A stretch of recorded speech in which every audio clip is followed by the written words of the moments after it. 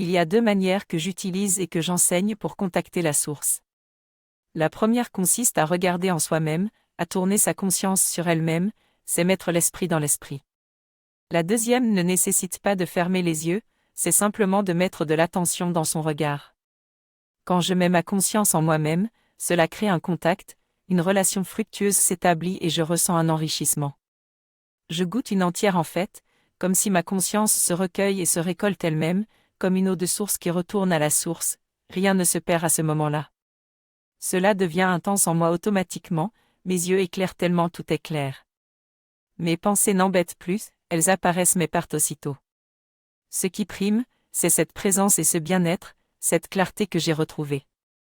Je me sens vaste, immense, presque érigée de clarté tellement elle est forte.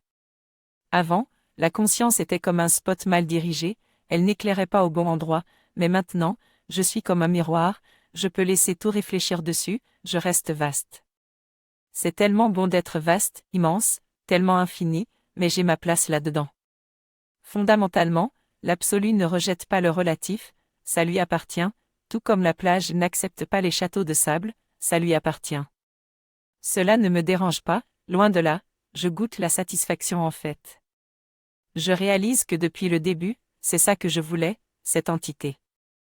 J'ai cherché dans le relatif, dans des accomplissements extérieurs, mais ça ne durait pas, ça partait aussitôt.